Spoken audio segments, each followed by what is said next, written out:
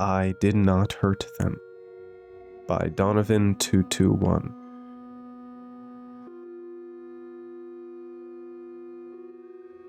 Look, we've all fallen into the social media trap of doom scrolling, sometimes maybe even for hours on end. We as a human species have reached a point in our timeline where every ounce of our day could be consumed by the small computer that we each conceal in our pockets. I'm no different than anyone else. I, too, have succumbed to this trap on multiple occasions, too many to even count. But there's something evil within these apps. I don't know what it is or how it works. Hell, this may be a demon designated to me alone, or an AI. Who knows at this point? All I know is the other night I was lying in bed after a long day's work, trying to unwind and scroll some reels. Everything was normal for the first hour or so. The usual car accidents, shit posts, and memes. However, as I fell deeper into the doom scrolling, I came across a video that just showed me sitting at the dinner table with my brother and parents. The table was set beautifully, and my mother had prepared a nice meal of what seemed to be meatloaf, a meal she had never cooked before. I was completely stunned. I couldn't believe what I was seeing, and the video went on for 10 straight minutes, just showing us as we ate quietly. Once every plate was cleaned and we all started to get up to walk away, the video restarted back at the beginning. I rushed to my parents' room to show them what I'd found, but by the time I got there, the feed had refreshed entirely. I mean, how do you even explain that to someone? Hey, I just saw us eating dinner on Instagram. That's probably something to look out for. Like, what? No.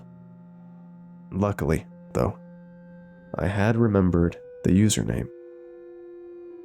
I typed user.44603380 into the Instagram search bar, and only one account popped up. When I clicked on it, I was baffled to find that there were no posts made at all, just a blank page. However, there was one clear sign of evidence that I was looking in the right place: the profile picture.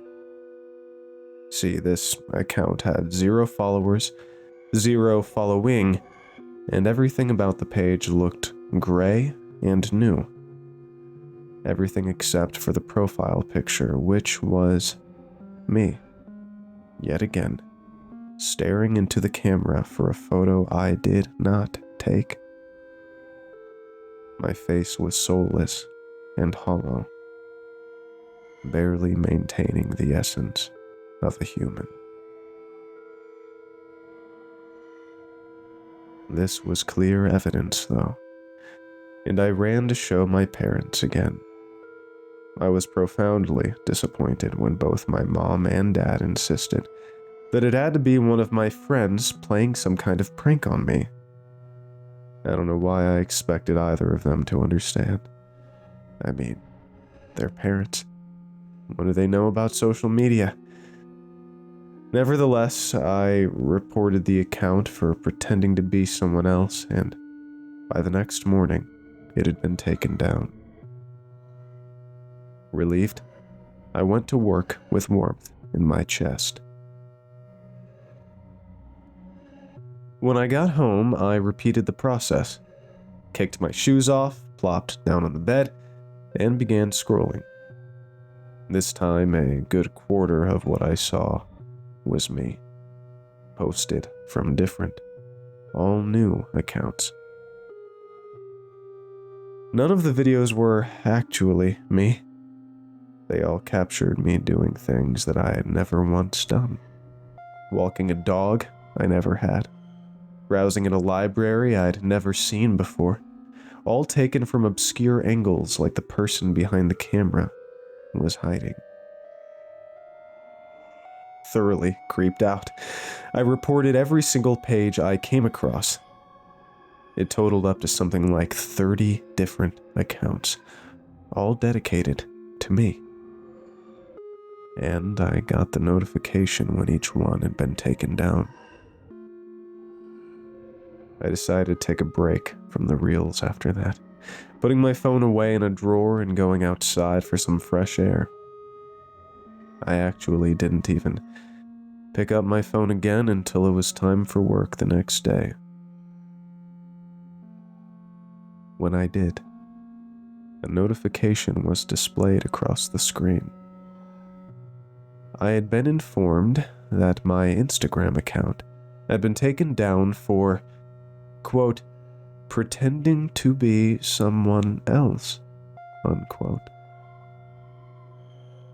I didn't know what to do, so I sent an appeal to Instagram and just went to work, albeit a little on edge. When I got off, I was astounded to find that my appeal had been rejected, and that it would take 30 days before I could launch a new one. Whatever, right? But I had a real problem going on. I couldn't just not watch as it unfolded. I set up a basic new account and started scrolling. It didn't take long before I found myself again, getting coffee, stopping off for gas, interacting with people I'd never met. Eventually, that's all that my new page consisted of. Just videos of me every time I scrolled.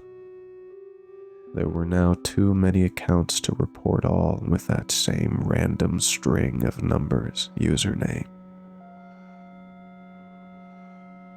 As I scrolled, the videos changed. I was no longer out doing the mundane. I was now walking down the road in every video, walking down a road that I recognized as the one just before my actual neighborhood. Then it was in my driveway, then at my doorstep.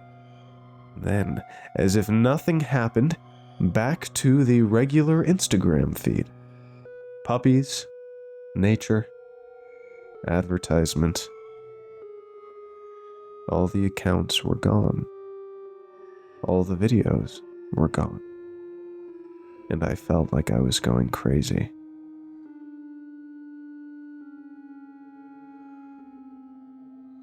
I tossed my phone to the side and just lay in my bed, staring up at the ceiling. I drifted off into deep thought, which eventually turned into sleep. When I awoke, I went through my normal process. Getting dressed, making the bed, you know the deal. When I checked my phone, I stood utterly horrified as hundreds of videos showed up, all with thousands of views, all showing the third-person perspective of me murdering my parents. I basically exploded out of my bedroom door to find the walls coated in blood. So much so that it appeared the walls were leaking with the crimson liquid. The smell of iron radiated throughout the entire house. And when I entered my parents' bedroom, I found them sprawled across the bed, stab wounds decorating their bare torsos. Instagram still pulled up on my device. I heard as police sirens came flooding in through the phone's speakers. When I raised the screen to my face, I saw myself standing over my parents' bed, cell phone in hand. A mixture of confusion desperation and terror plastered across my face. That's when the room began to flash red and blue as police lights came pouring in through the bedroom windows. A loud pounding came from the front door before it flew open and splintered as an armed SWAT unit came rushing in, rifles trained on me. They pinned me to the floor and my phone went flying from my hand, bouncing across the floor and landing propped up against the wall.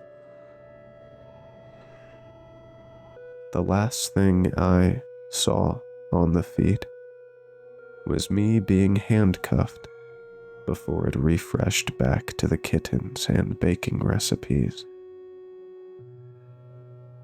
I was brought in for questioning, and my lawyer insisted I plead insanity. I'm writing this from a holding cell in a notebook, and I plan to have my lawyer publish it and send it out to wherever he can. Please, you all have to believe me. I did not cause this. I did not hurt them.